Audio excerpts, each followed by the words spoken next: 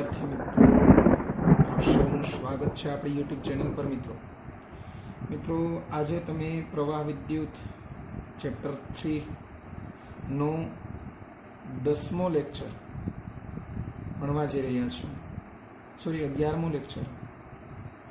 આજના લેક્ચરમાં મિત્રો સૌ પ્રથમ આપણે વાત કરીએ તો આ ચેપ્ટરની છેલ્લી થિયરી પોટેન્શિયોમીટર, જે ખૂબ જ અગત્યની થિયરી છે. આમ જો તો આ થિયરીની રીતે પણ અગત્યની છે અને પ્રેક્ટિકલની રીતે પણ બહુ જ અગત્યની થિયરી છે મિત્રો. એ તમે ભણશો. ત્યારબાદ પોટેન્શિયોમીટરને લગતા MCQનો અભ્યાસ કરશો મિત્રો. તો ચાલો મિત્રો શરૂઆત કરીએ એક નવી જ થિયરીની, પોટેન્શિયોમીટર. તો સૌ પ્રથમ મિત્રો તમને ખ્યાલ હોવો જોઈએ કે પોટેન્શિયોમીટર જે છે, ટોપિકનું નામ આપણું છે પોટેન્શિયોમીટર. આ પોટેન્શિયોમીટરની જરૂરિયાત કેમ ઊભી થઈ મિત્રો, તમારે એ જાણવું જોઈએ મિત્રો. એટલે કે ટોપિક છે આપણો પોટેન્શિયોમીટરની જરૂરિયાત. તો મિત્રો તમે સૌ જાણો છો કે જ્યારે પરિપથમાં કોઈ પણ બે બિંદુ વચ્ચે, ધારો કે નામ આપી દે બિંદુનું A અને B, એમની વચ્ચે જ્યારે બેટરી જોડવામાં આવે અને તમને કોઈ પ્રશ્ન પૂછે કે મિત્રો આ બેટરી કેટલા વોલ્ટની છે એ તમારે જાણવું છે, તો તમે ઇઝીલી કહેશો મિત્રો કે આ બે બિંદુ છે, એમની વચ્ચે હું વોલ્ટમીટર સાધનને જોડી દઈશ. વોલ્ટેજ સમાંતરમાં માપવાનું હોય મિત્રો, એટલે કે વોલ્ટમીટર આ જે બે બિંદુ છે એને પેરેલલ હું લગાવી દઈશ. તો આ વોલ્ટમીટર જે છે એ જોડતા પરિપથ પૂર્ણ બની ગયું મિત્રો. અને જ્યારે સર્કિટ કમ્પ્લીટ થઈ જાય, ક્લોઝ સર્કિટ બને મિત્રો, ત્યારે આપ સૌ જાણો છો મિત્રો કે આ જે બેટરી છે કે જેનું EMF E છે, એના ધન છેડામાંથી પ્રવાહનું નિર્માણ થશે મિત્રો અને બેટરી ડિસ્ચાર્જ થવા લાગશે. તો આનો અર્થ એવો થયો કે જો તમારે બેટરીનું EMF માપવું હોય તો અહીંયા તો પરિપથના માપન દરમિયાન બેટરી સતત ડિસ્ચાર્જ થતી જશે. એટલે કે તમારે જે એકચ્યુઅલ EMF માપવું છે એના કરતાં હંમેશા ઓછું મળશે મિત્રો. કારણ કે આ પ્રવાહ નીકળે છે, બેટરી ડિસ્ચાર્જ થાય છે, એટલે કે એની ઉર્જા સતત ઘટે છે. એટલે કે વોલ્ટમીટર જે છે એ વોલ્ટમીટર દ્વારા તમે આ બે બિંદુ વચ્ચે જે બેટરી લગાવેલી છે એનું EMF માપવાનો પ્રયત્ન કરશો, પણ વોલ્ટમીટરની મદદથી સૂત્ર V = E જેટલું EMF હતું એમાંથી બેટરી ડિસ્ચાર્જ થાય છે, એટલે -I ઇન્ટુ બેટરીનો આંતરિક અવરોધ ધારો કે સ્મોલ r છે, તો I ઇન્ટુ સ્મોલ r જેટલું ઉર્જા ઘટતી જશે. એટલે જે એકચ્યુઅલ EMF છે એના કરતાં I ઇન્ટુ r જેટલું તમને ઓછું મૂલ્ય મળશે મિત્રો. તો આ I ઇન્ટુ r જેટલું ઓછું મૂલ્ય મળે તો બેટરીનું એકચ્યુઅલ EMF મળી શકશે નહીં. આનો અર્થ એવો થયો મિત્રો કે બેટરીનું EMF એ વોલ્ટમીટરની મદદથી મળી શકે નહીં. પરંતુ હા મિત્રો, જો તમારે V = E જોતું હોય, એટલે કે વોલ્ટમીટરની મદદથી EMF માપવું હોય, તો આપણી પાસે બે વિકલ્પ છે મિત્રો. આ બીજું પદ જે છે એ શૂન્ય થવા માટે કાં તો I = 0 થવું જોઈએ, અથવા તો મિત્રો આંતરિક અવરોધ R = 0 થવું જોઈએ. તો આપ સૌ જાણો છો મિત્રો કે I = 0 તો જ શક્ય બને મિત્રો કે જો ઓપન સર્કિટ હોય તો, એટલે કે પરિપથ આ જે વોલ્ટમીટરના બે છેડા છે એને દૂર કરી નાખવામાં આવે, તો પછી વોલ્ટમીટરનો કંઈ મતલબ જ નહીં રહે. આનો સીધો અર્થ કે I = 0 તમારે જોતું હોય તો ઓપન સર્કિટ કરવી પડે, તો પછી વોલ્ટમીટર નો ટર્મિનલ વોલ્ટેજ V અને બેટરીનું EMF ઇક્વલ બને. પણ આવું તો જ શક્ય બને જો I = 0 થાય તો, એટલે કે બેટરી ડિસ્ચાર્જ ન થાય તો. અને આવું તો શક્ય બને જો પરિપથ ખુલ્લો હોય, ઓપન સર્કિટ હોય. તો આ કેસ આપણા માટે સુગમ નહીં રહે મિત્રો. તો આપણે બીજો કેસ વિચારીએ મિત્રો કે તો બેટરીનો આંતરિક અવરોધ શૂન્ય હોવો જોઈએ. તો મિત્રો આ આંતરિક અવરોધ જે છે એ તો બેટરીની અંદર રહેલું રસાયણ જે કેમિકલ છે એ રસાયણ જે છે એના આયનો કે અણુની વિરોધ કરવાનો ગુણધર્મ છે, જે પણ શક્ય નથી મિત્રો. એટલે આ પણ શક્ય નથી. એટલે કે કોઈ દિવસ બેટરીનો આંતરિક અવરોધ શૂન્ય નહીં હોય મિત્રો. શૂન્યવત એટલે કે નજીક હોઈ શકે મિત્રો, પણ 0 નહીં હોય.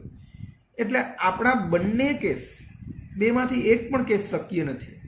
આનો સીધો અર્થ મિત્રો હવે આપણે એવું વિચારશું કે વોલ્ટમીટર છે મિત્રો એ બેટરીનું EMF નહીં પરંતુ હંમેશા ટર્મિનલ વોલ્ટેજ માપશે. તો આપણો પ્રશ્ન અહીંયાથી શરૂ થાય છે મિત્રો. તો પછી બેટરીનું EMF માપન કરવું હોય તો એવું કયું સાધન વપરાય? તો એના માટે સીધો અર્થ આપણે એવો કરશું કે મારે એક એવા ઘટકની જરૂર છે કે ઘટકને હું જોડતા બેટરીમાંથી પસાર થતો અથવા બેટરી ડિસ્ચાર્જ ન થવી જોઈએ. તો આવું તો શક્ય બને જો પોટેન્શિયોમીટર એ સાધનની મદદથી આપણે આવું વિચારશું. કારણ કે પોટેન્શિયોમીટર એક એવું સાધન છે મિત્રો કે બેટરીનું EMF માપી તો શકાય પણ સાથે સાથે બદલાવી પણ શકાય. એક એવું સાધન મિત્રો પોટેન્શિયોમીટર એક એવું સાધન છે કે જેની મદદથી બેટરીનું EMF માપી શકાય અને સાથે સાથે બદલાવી પણ શકાય.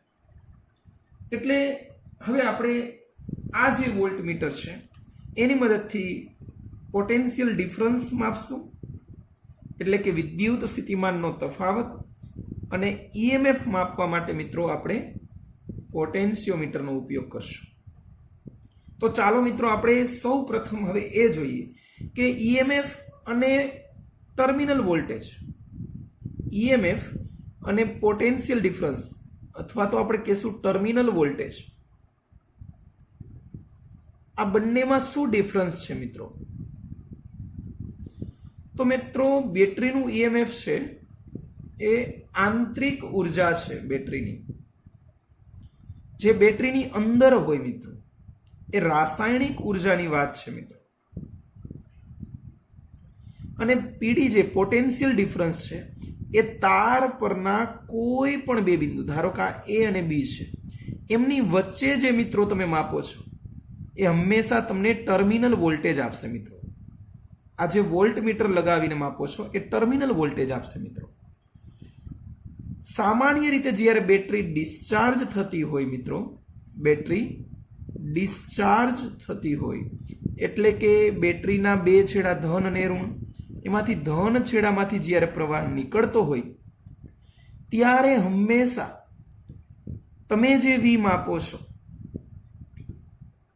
એનું મૂલ્ય અને EMF જે છે એ બંનેમાંથી હંમેશા V = E - IR હોવાથી આનો સીધો અર્થ આપણે એવો કરશું કે V અને E ઇક્વલ તો થાય જો E માંથી IR બાદ કરો, એટલે E મોટું છે મિત્રો.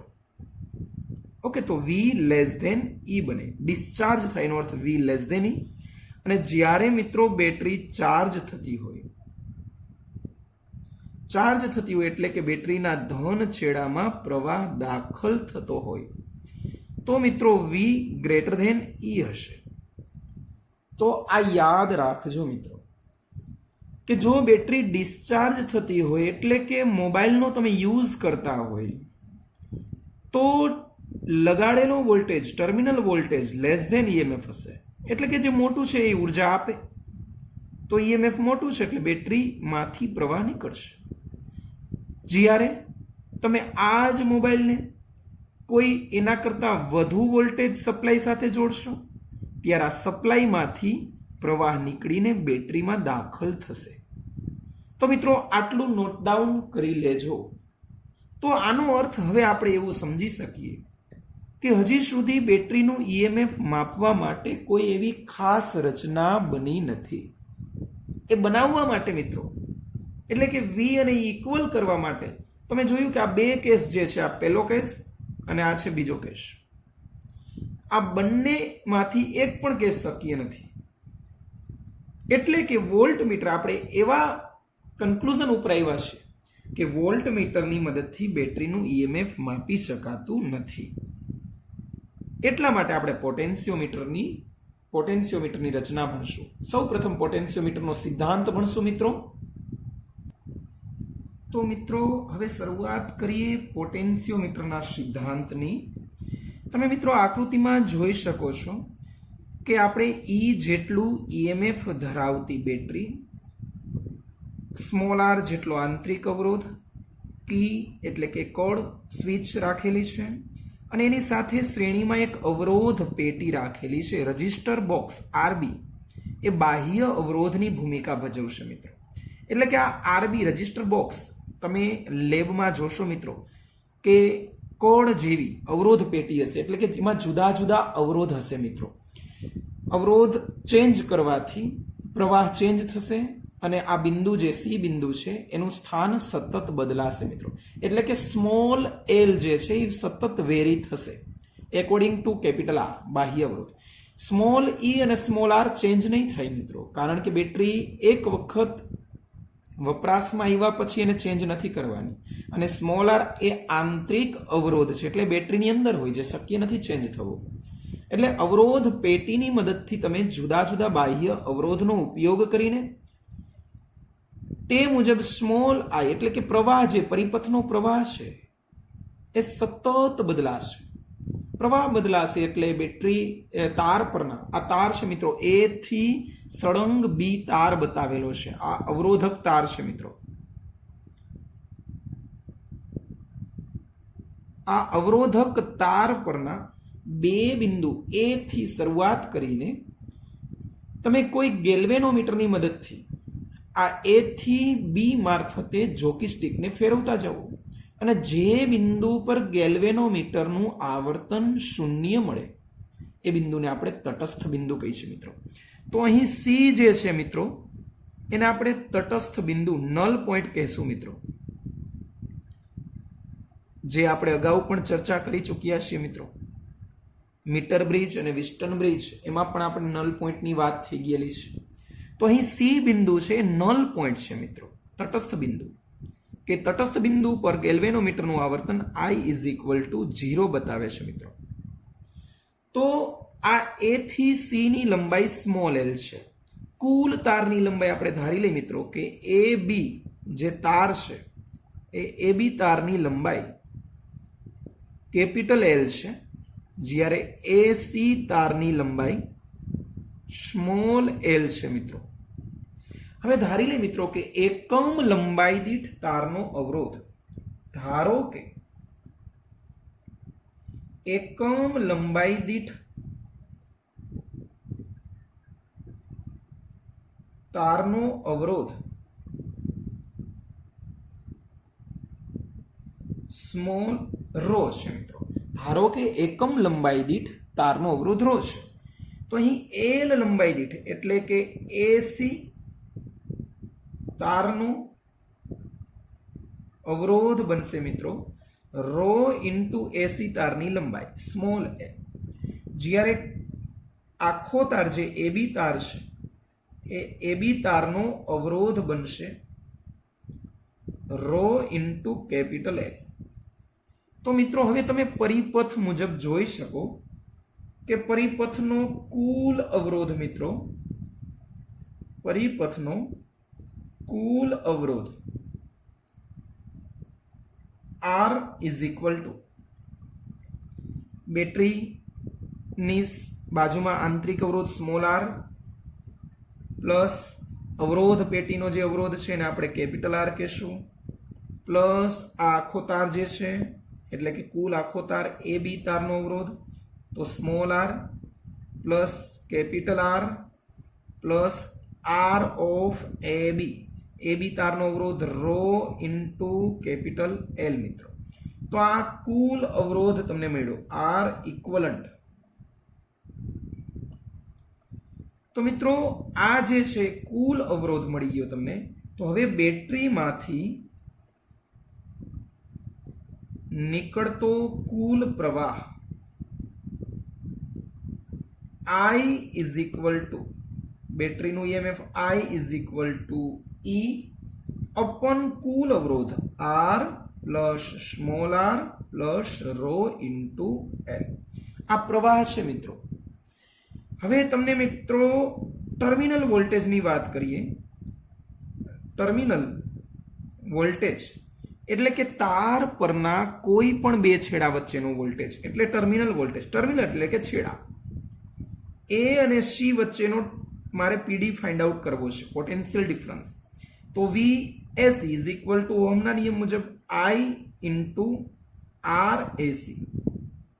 I ના સ્થાને આપણે ઉપર મૂકીએ E upon R plus small r plus rho into L into R A તારનો અવરોધ રો ઇન્ટુ સ્મોલ એલ. તો આ સમીકરણને આગળ વધારીએ મિત્રો. તો E rho upon R plus small r plus rho L into small L. આ એ અને સી વચ્ચેનો પોટેન્શિયલ ડિફરન્સ પીડી વિદ્યુત સ્થિતિમાનનો તફાવત મિત્રો મળે. અહીં મિત્રો બેટરીનું EMF E એકમ લંબાઈ દીઠ અવરોધ એટલે કે અવરોધકતા રો, અવરોધ પેટીને જો બદલાવવામાં ન આવે એટલે કે બાહ્ય અવરોધ R થોડીક વાર માટે અચળ રાખવામાં આવે તો R સ્મોલ r આંતરિક અવરોધ રો ઇન્ટુ એલ એટલે કે આખો કુલ તાર જે છે એ બી એનો અવરોધ, આ બધું જ અચળ તરીકે સ્વીકારવામાં આવે મિત્રો. તો V ચલે છે સ્મોલ એલ મળશે મિત્રો. એટલે કે તાર પરના કોઈ પણ બે બિંદુ વચ્ચે મળતો પીડી, V ને આપણે અત્યારે પીડી કહીએ, પોટેન્શિયલ ડિફરન્સ, એ તે બે બિંદુ વચ્ચેના અંતરના સમપ્રમાણમાં છે મિત્રો. તો આ હતો મિત્રો પોટેન્શિયોમીટરનો સિદ્ધાંત. ફરીથી રિપીટ કરું છું મિત્રો કે તાર પરના કોઈ પણ બે બિંદુ વચ્ચેનો પીડી એ તેમની વચ્ચેના અંતરના સમપ્રમાણમાં છે. આ પોટેન્શિયોમીટરનો સિદ્ધાંત. એટલે કે અંતર વધશે તો પીડી પણ વધશે. ધારો કે A થી 10 સેન્ટીમીટરના અંતરે બિંદુ C મળે છે અને પીડી ચેક કરવામાં આવે છે, ત્યારબાદ 20 સેન્ટીમીટરના અંતરે મળે છે અને પીડી ચેક કરવામાં આવે તો બીજા કિસ્સામાં મળતું પીડી મોટું મળશે. આ હતો મિત્રો પોટેન્શિયોમીટરનો સિદ્ધાંત. હવે આ ચલે છે એને આપણે દૂર કરીને એક અચળાંક નામ આપીએ સિગ્મા. તો sigma is equal to V upon L. સિગ્માના સ્થાને આપણે આ પણ બનાવી શકીએ E rho upon R plus small r plus rho into L મિત્રો. તો આ સૂત્ર બની ગયું છે મિત્રો એકમ લંબાઈ દીઠ મળતો વોલ્ટેજ, જેને વિદ્યુત સ્થિતિમાન પ્રચલન પણ કહી શકાય. વિદ્યુત સ્થિતિમાન પ્રચલન. ઓકે, તો આ યાદ રાખજો મિત્રો, જેનો યુનિટ થશે વોલ્ટ પ્રતિ મીટર. તો આ યાદ રાખજો મિત્રો. આ હતો પોટેન્શિયોમીટરનો સિદ્ધાંત મિત્રો. બરાબર યાદ રાખજો મિત્રો, નોટ ડાઉન કરી લેજો. આ પોટેન્શિયોમીટરનો સિદ્ધાંત છે મિત્રો, જે ખૂબ જ અગત્યનું છે, જે આપણને અગત્યનો મુદ્દો મળ્યો છે કે તાર પરના કોઈ પણ બે બિંદુ વચ્ચેનો પીડી એ તેમની વચ્ચેના અંતરના સમપ્રમાણમાં હોય એટલે કે V ચલે છે L. ઓકે, તો હવે આપણે પોટેન્શિયોમીટરનો સિદ્ધાંત ભણી ચૂક્યા. હવે એની ઉપયોગિતા ભણીએ મિત્રો. તો તમને ખ્યાલ આવી ગયો હશે મિત્રો કે પોટેન્શિયોમીટરનો ઉપયોગ એ બેટરીનું EMF માપવા માટે છે. આનો અર્થ એવો થયો કે જો EMF ની ચકાસણી મિત્રો, હવે મિત્રો જે સમજાવું છું બહુ જ અગત્યનું છે મિત્રો MCQ માટે, કે પોટેન્શિયોમીટરની મદદથી તમે EMF માપવાના છો. આ EMF ની જો ચોકસાઈ વધારવી હોય મિત્રો તો તારની લંબાઈ પણ વધારવી જોઈએ, એટલે કે વધુ લંબાઈનો તાર વાપરવો જોઈએ મિત્રો. હા મિત્રો, ફરીથી હું રિપીટ કરું છું કે પોટેન્શિયોમીટર કે જેની મદદથી તમે બેટરીનું ઈએમએફ માપવાના છો, એ ઈએમએફ માપવા માટે મિત્રો શક્ય હોય એટલો લંબાઈ વધુ હોય એવા તારની પસંદગી કરવી જોઈએ, જેથી કરીને ઈએમએફ ના માપનમાં ચોકસાઈ વધે મિત્રો. તો આ યાદ રાખજો. એટલે કે ઈએમએફ એ લખી નાખીએ આપણે, ઈએમએફ ના માપનમાં ચોકસાઈ વધારવા માટે તારની લંબાઈ વધારવી જોઈએ. તો આ યાદ રાખજો મિત્રો, જે એમસીક્યુમાં પૂછાઈ શકે. તો હવે પોટેન્શિયોમીટરની ઉપયોગિતા વિશે ભણીએ મિત્રો, કે પોટેન્શિયોમીટરની મદદથી બે કોષના ઈએમએફની સરખામણી કરવી છે મિત્રો. એટલે કે કોઈ એક કોષ પ્રમાણભૂત કોષ હશે જેનું મૂલ્ય તમને ખ્યાલ હશે, જ્યારે બીજો કોષ છે બેટરીનું ઈએમએફ જેને આપણે કોષ કહીએ છીએ, એની સાથે સરખામણી કરવી છે. સરખામણી કરવી એટલે મિત્રો એક તમને જ્ઞાત છે, બીજું અજ્ઞાત છે. તો એ પોટેન્શિયોમીટરની મદદથી કઈ રીતે શક્ય બનશે એના વિશે આપણે ભણીએ મિત્રો. કે અહીં મેં આકૃતિમાં જે તમને દર્શાવેલું છે પોટેન્શિયોમીટરની રચના છે, જેમાં એક બેટરી દર્શાવેલી છે જેનું ઈએમએફ E છે, જેનો આંતરિક અવરોધ સ્મોલ r છે, અને એની સાથે વેરિયેબલ એટલે કે અવરોધ પેટી અથવા રિયોસ્ટેટ કોઈ પણ વસ્તુ તમે લઈ શકો. મેં આ રિયોસ્ટેટ બતાવેલું છે, જે ચલિત અવરોધની સંજ્ઞા દર્શાવે છે મિત્રો. અવરોધ, એના ઉપર એક તીર. તો આ r નું મૂલ્ય આપણે વેરી કરશું. આટલી રચના જે છે એને પોટેન્શિયોમીટર કહેવાય મિત્રો. આની મદદથી જે કોષની સરખામણી કરવી છે એને આપણે એ છેડા સાથે જોડશું મિત્રો. બંને કોષ પેરેલલ જોડશું મિત્રો. ધારો કે એક કોષ મેં જોડેલો છે કે જેનું ઈએમએફ E1 છે મિત્રો. જ્યારે આપણે બીજો કોષ જોડીએ જેનો કોષનું ઈએમએફ E2 છે, જે આ A અને આ છેડો છે C મિત્રો. આ સળંગ તાર જ છે મિત્રો. આ જે તાર છે એમાં અવરોધક તાર જે છે એને આપણે દર્શાવીએ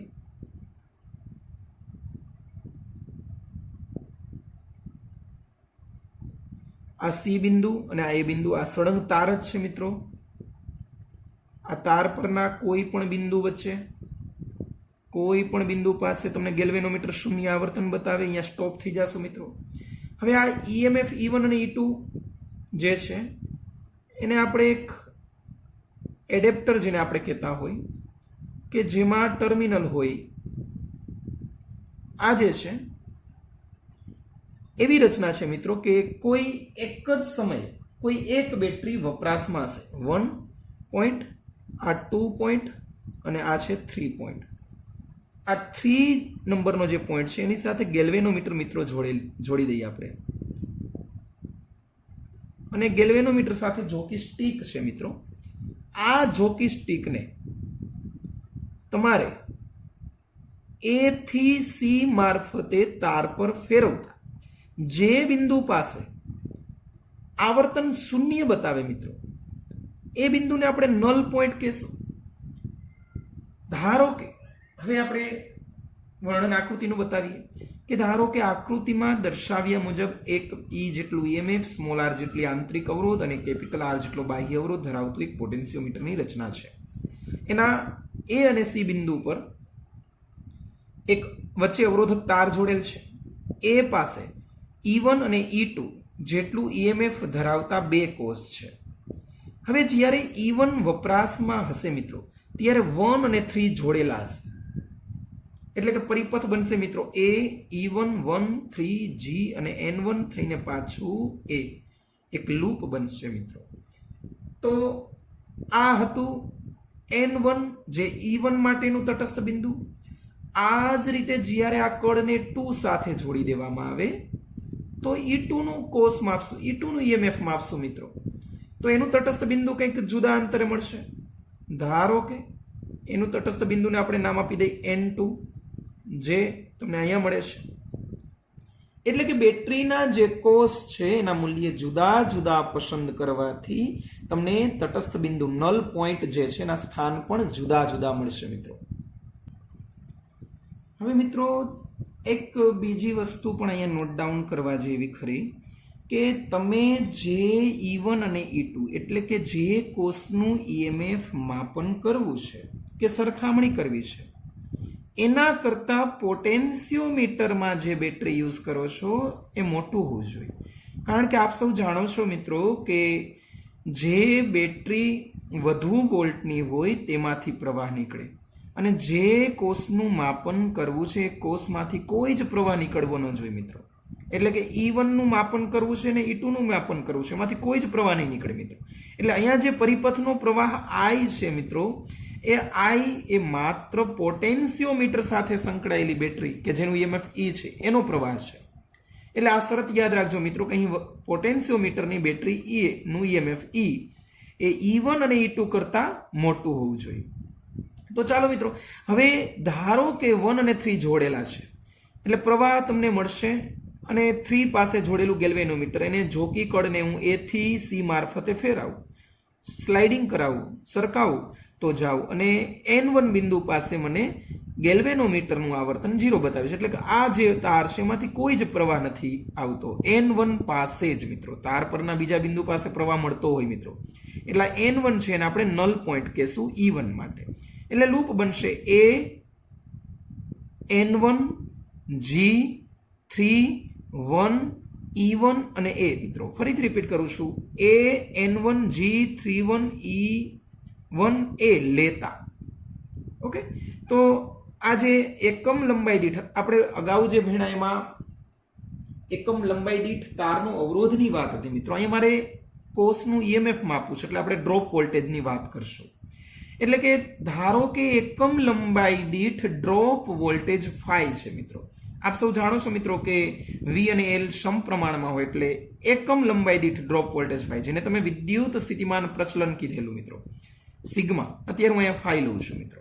તો એકમ લંબાઈ દીઠ ડ્રોપ વોલ્ટેજ phi હોય તો A અને N1 વચ્ચેનું અંતર ધારી લ્યો મિત્રો, A N1 તારની લંબાઈ L1 છે, તો A અને N1 છેડા વચ્ચે મળતો drop voltage V is equal to phi into L1 બને. આ જ રીતે જો N2 બિંદુ મળે તો phi ઇન્ટુ L2. તો હવે હું 1 અને 3 ને જોડું છું, એટલે E1 નું મારે EMF માપવું છે, તો લૂપ બની A N1 G3 1 E1 અને A.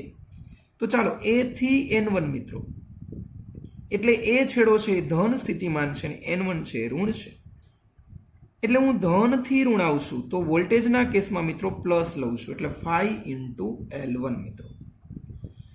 અથવા આ માઇનસ લઈએ તો E1 આપણે સંજ્ઞા પ્રણાલી આપણી મુજબ બનાવશું, તો phi ઇન્ટુ L1 એ N1 નું વોલ્ટેજ. N1 થી G અને G થી 3 સમગ્ર પથ દરમિયાન ક્યાંય પ્રવાહ મળતો નથી, એટલે +0, એટલે કોઈ ડ્રોપ વોલ્ટેજ નથી. ત્યારબાદ હું 1 થી E1 જાઉં છું તો માઇનસ થી પ્લસ, એટલે મેં માઇનસ E1 મૂક્યું, ઇક્વલ ટુ 0, માઇનસ E1 ને સામે લઈ ગયા તો E1 is equal to phi into L1. આને નામ આપ્યું સમીકરણ A. હવે જ્યારે E2 નું માપન કરવું છે મિત્રો, ત્યારે ગેલ્વેનોમીટરે મને તટસ્થ બિંદુ N2 પાસે આપ્યું, એટલે A N2 જે છે એની લંબાઈ મેં ધારી લીધી L2 છે. તો લૂપ A N2 G3, અને હવે 3 અને 2 વચ્ચે મિત્રો જોડાણ બનશે, 3 2 E2 અને A લેતા. તો A થી N2 મિત્રો, A થી N2 is equal to phi into L2. N2 થી G કોઈ જ ડ્રોપ વોલ્ટેજ નહીં, ત્યારબાદ માઇનસ થી plus is equal two minus E2 is equal two 0. Therefore E2 is equal to phi into L2. આને નામ આપીએ આપણે સમીકરણ B. સરખામણી કરવી છે મિત્રો, એટલે સમીકરણ A અને B નો ગુણોત્તર લ્યો મિત્રો, તો E1 by E2 is equal to phi L1 by phi L2. Therefore, E1 upon E2 is equal to L1 by L2. તો મિત્રો આ સૂત્ર બની ગયું, પોટેન્શિયોમીટરની મદદથી બે કોષનું ઈએમએફ મળે. તો અહીંયા ફરીથી સિદ્ધાંત બન્યો E અને L સમપ્રમાણમાં છે, એટલે કે જે તારની લંબાઈ વધુ હશે તેનું ઈએમએફ વધુ હશે મિત્રો. તો અગાઉ પણ આપણે હમણાં જ ચર્ચા કરી એ મુજબ કે ઈએમએફના માપનમાં ચોકસાઈ વધારવા માટે તારની લંબાઈ શક્ય તેટલી મોટી પસંદ કરવામાં આવે છે. હવે મિત્રો આમાં થોડુંક બીજું યાદ રાખવા જેવું છે મિત્રો, કે જ્યારે તટસ્થ બિંદુ E1 ના કેસમાં N1 મળતું હતું, E2 ના કેસમાં N2 મળેલું છે. આ તટસ્થ બિંદુ વખતે ગેલ્વેનોમીટરમાંથી કોઈ જ પ્રવાહ વહેતો નથી મિત્રો. એટલે આનો અર્થ એવો કહી શકાય મિત્રો કે પ્રવાહ નથી વહેતો તો અવરોધ અનંત હોઈ શકે.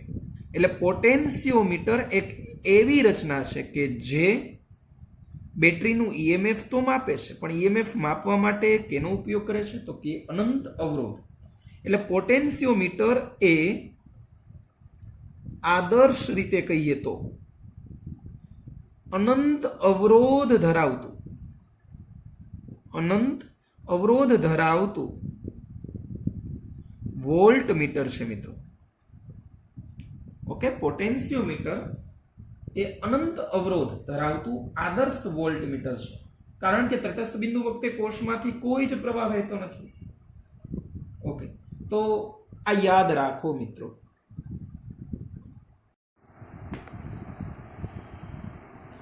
મિત્રો હવે પોટેન્શિયોમીટરનો બીજો ઉપયોગ કે જે વિદ્યુત કોષનો આંતરિક અવરોધ શોધવા માટે અથવા આંતરિક અવરોધ માપવા માટે પણ થઈ શકાય, જેની આકૃતિ મેં અહીંયા બતાવેલી છે તમને કે અહીં પોટેન્શિયોમીટરની બેટરીને B વડે દર્શાવેલ છે, જેનું આંતરિક અવરોધ માપવો છે બેટરીના ઈએમએફને મેં E વડે દર્શાવેલ છે. ફરી પાછું મિત્રો યાદ કરાવું તમને કે B જે છે એટલે કે બેટરી પોટેન્શિયોમીટરની એનું ઈએમએફ એ જેનું માપન કરવાનું છે એના ઈએમએફ કરતાં મોટી હોવી જોઈએ. એટલે કે બેટરીના ધન છેડામાંથી પ્રવાહ મિત્રો નીકળશે I, અને આ પ્રવાહ તાર મારફતે કમ્પ્લીટ થશે, પરિપથ સર્કિટ પૂર્ણ થશે.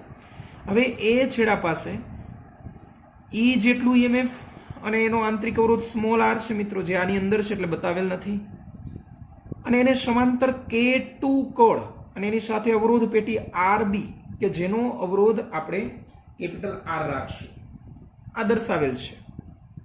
હવે મિત્રો જ્યારે કોડ K2 જે છે એ ખુલ્લી હોય, K2 ખુલ્લી છે મિત્રો, ખુલ્લી એટલે કે આપણા માટે એને ઓફ કન્ડિશન છે.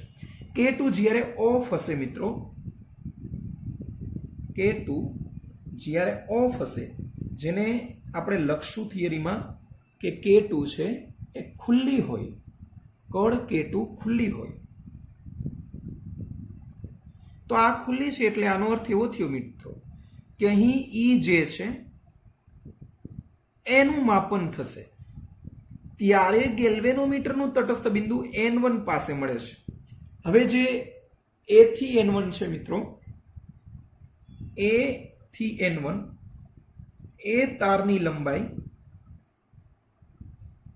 મિત્રો સ્મોલ L1 છે અને ડ્રોપ વોલ્ટેજ phi છે, હમણાં આપણે ચર્ચા કરીએ મુજબ એ જ થિયરી છે મિત્રો. તો A અને N1 વચ્ચે મળતો drop voltage phi into L1 બનશે, phi into L1 મિત્રો, phi into L1. તો અહીં A થી N1 વચ્ચે મળતો જે ડ્રોપ વોલ્ટેજ છે એ EMF E જેટલું છે, એટલે E is equal to phi into L1. આને નામ આપશું આપણે સમીકરણ નંબર 1. પરંતુ જ્યારે મિત્રો કોડ K2 બંધ કરવામાં આવે, એટલે કે હવે ઓન કન્ડિશનની વાત કરીએ, K2 બંધ કરવામાં આવે એટલે કે જોડવામાં આવે, પરિપથ પૂર્ણ કરવામાં આવે મિત્રો, તો હવે એ આ K2 RB વપરાશમાં આવશે અને ગેલ્વેનોમીટરે તટસ્થ બિંદુ N2 પાસે મેળવ્યું, અને એ N2 A થી N2 તારની લંબાઈ મિત્રો સ્મોલ L2 હોય તો આપણે drop voltage phi into L2 કહેશું. ના 5 ઇન્ટુ L2 એ અવરોધ પેટી છે. અવરોધ પેટી એટલે કે અવરોધના બે છેડા વચ્ચે જે ડ્રોપ વોલ્ટેજ, જે વોલ્ટેજ હોય આપણે ટર્મિનલ વોલ્ટેજ V કહેતા હોય મિત્રો. એટલે V is equal two 5 into L2 સમીકરણ મેળવ્યું.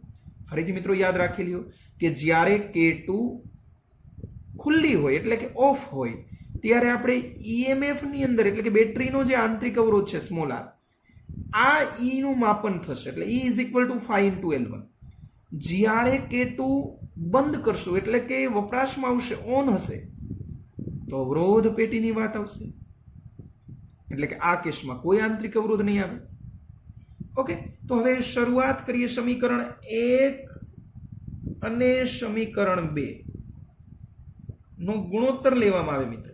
તો E by V is equal to 5 into L1 5 into L2. 5 cancel થઈ જશે મિત્રો. E upon V is equal to small l1 by small l2. E ના સ્થાને મિત્રો I bracket of R plus R. મિત્રો E જ્યારે વપરાશમાં છે ત્યારે આ પ્રવાહ જે છે મિત્રો એ I bracket of capital R plus આ ક્યાંથી એવી બાજુમાં આપણે બતાવી દઈએ મિત્રો કે જ્યારે આ પ્રવાહની વાત આવે, E ની વાત આવે તો આપણું સૂત્ર આ છે મિત્રો, V is equal to E minus I into small r. તો અહીંયા હું V is equal two terminal voltage એટલે V is equal two I into capital R મૂકી દઈએ.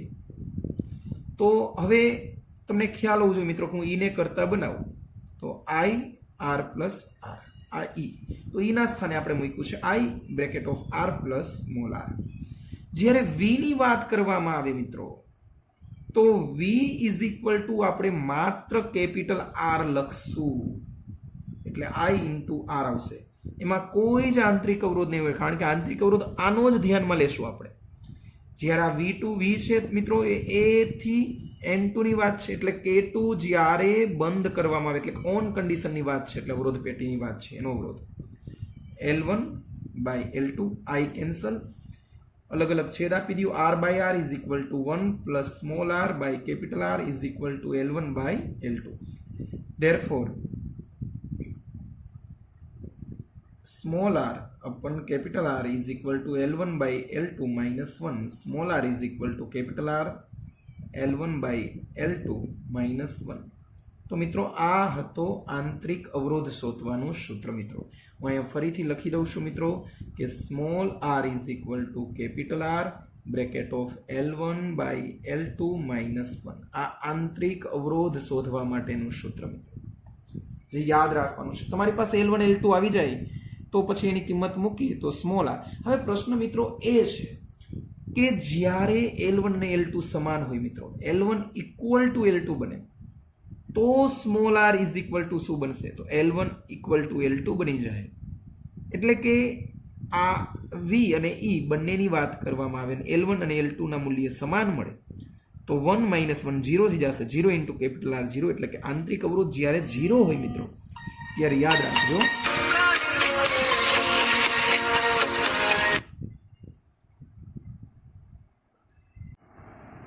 એટલે કે L1 ને L2 ઇક્વલ બને ત્યારે small r is equal two 0 એટલે કે બેટરીનો આંતરિક અવરોધ શૂન્ય બને ત્યારે તારના મધ્ય બિંદુ પાસે તમને તટસ્થ બિંદુ મળશે મિત્રો. બંને કેસ માટે આ યાદ રાખવા જેવો મુદ્દો છે મિત્રો. તો આટલું મિત્રો યાદ રાખી લ્યો, નોટ ડાઉન કરી લ્યો. આ સાથે મિત્રો આજનો લેક્ચર આપણે અહીં પૂરો કરીએ. ફરી પાછું હવે આપણે ચેપ્ટર 3 પ્રવાહ વિદ્યુતની બધી જ થિયરી મિત્રો પૂરી કરી છે. તો નેક્સ્ટ લેક્ચરમાં આપણે દાખલા પ્લસ MCQ ચેપ્ટર 3 ના MCQ ની સોલ્વ ટ્રિક્સ તથા JEE નીટ માટેના કેવા MCQ પૂછાય એ જોશું. તો મિત્રો આ સાથે આપણો લેક્ચર અહીં પૂરો કરીએ. મિત્રો આપણી YouTube ચેનલ આનંદ બાવરવા જે છે એને વધુને વધુ લાઈક, શેર અને સબસ્ક્રાઇબ કરો મિત્રો. લાઈક કરવાનું ન ભૂલશો મિત્રો, હિટ લાઈક કરો મિત્રો. તમને જે લેક્ચરમાં કંઈ ડાઉટ પડ્યો હોય તો મિત્રો કમેન્ટ બોક્સમાં જણાવશો. ઓકે, થેન્ક યુ મિત્રો.